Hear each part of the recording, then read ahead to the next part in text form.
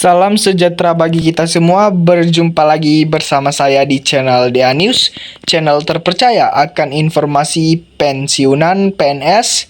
Jadi, pada kesempatan kali ini saya menyapa para bapak ibu pensiunan PNS. Di video kali ini kita akan membahas bocoran kebijakan buat PNS pada 2025. Gaji naik.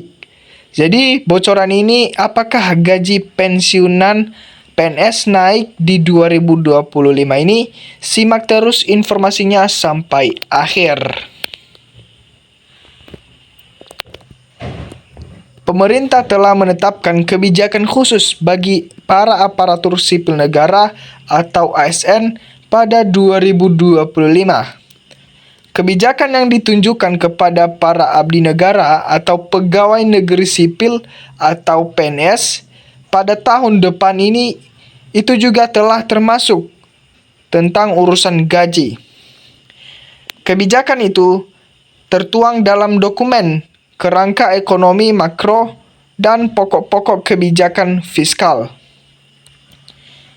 2025 edisi pemutarkhiran.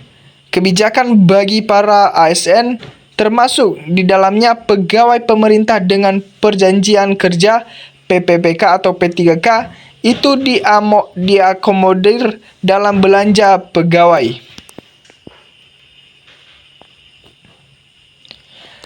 Melalui belanja pegawai yang berkualitas, reformasi birokrasi dapat didorong untuk meningkatkan produktivitas ASN.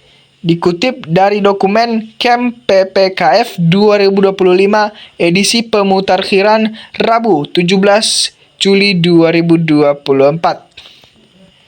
Secara umum, kebijakan belanja pegawai pada 2025, pemerintah jamin konsisten melanjutkan proses reformasi birokrasi ke arah adaptasi pola kerja baru yang memanfaatkan teknologi informasi dan komunikasi atau TIK untuk mendorong produktivitas. Arah kebijakan belanja pegawai pada 2025 atau tahun pertama efektifnya APBN pemerintahan Presiden terpilih Prabowo Subianto akan difokuskan 4 tujuan utama. Pertama ialah meningkatkan efektivitas dan efisiensi birokrasi sebagai kunci keberhasilan reformasi fiskal melalui penguatan implementasi manajemen ASN, digitalisasi birokrasi dan layanan publik.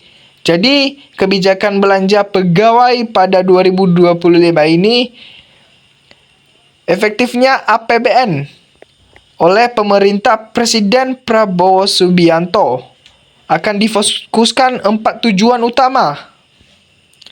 Pertama, meningkatkan efektivitas, meningkatkan efisiensi, birokrasi, dan reformasi fiskal.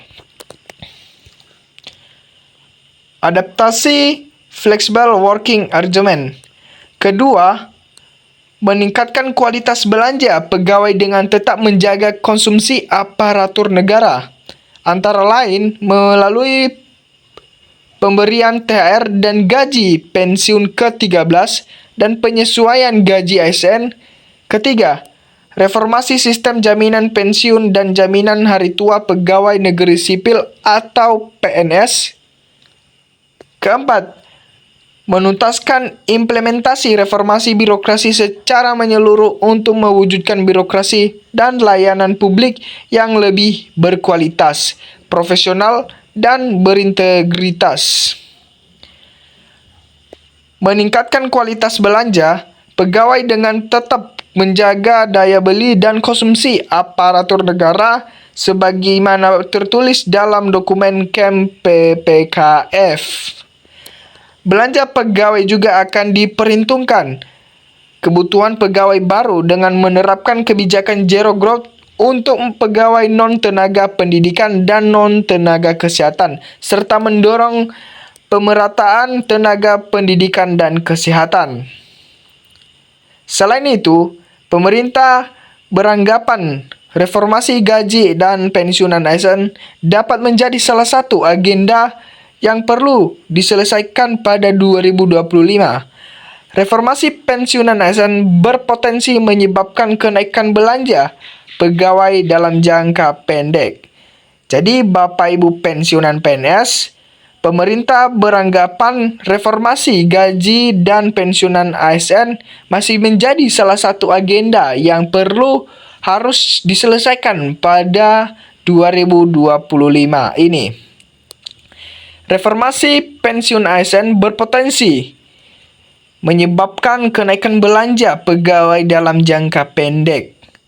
Di sisi lain, pemerintah menilai masih terdapat tantangan terkait pelayanan publik, antara lain belum optimalnya profesionalitas ASN dan masih adanya tumpang tindih tugas dan fungsi antar lembaga pemerintah pusat, lalu masih perlunya peningkatan kualitas keputusan pelayanan publik dan transparansi.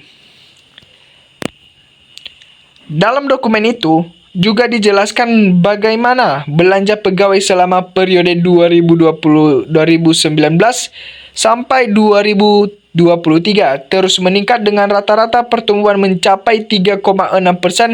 Belanja pegawai pada 2019 sebesar Rp 376,1 triliun, pada 2020 menjadi Rp 380,6 triliun, 2021 Rp 387,7 triliun, 2022 Rp 402,6 triliun, dan 2023 Rp 412,7 triliun.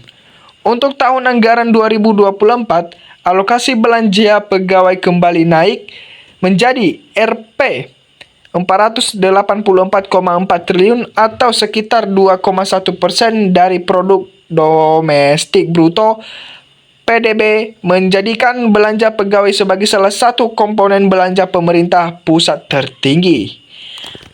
Peningkatan belanja pegawai tiap tahunnya ini pemerintah klaim antara lain dipengaruhi berbagai kebijakan yang diarahkan untuk meningkatkan kesejahteraan ASN seperti kenaikan gaji dan pensiunan pokok, pemberian gaji ke-13 dan THR untuk ASN dan pensiunan, serta perbaikan tunjangan kinerja kementerian atau lembaga KL seiring dengan capaian reformasi birokrasi.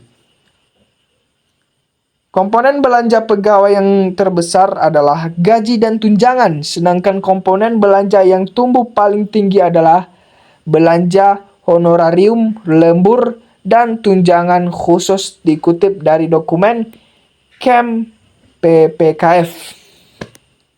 Jadi demikian saja informasi bocoran kenaikan gaji PNS 2025. Semoga bermanfaat bagi Bapak Ibu pensiunan PNS. Jadi demikian video ini, jangan lupa subscribe agar tidak ketinggalan di informasi selanjutnya.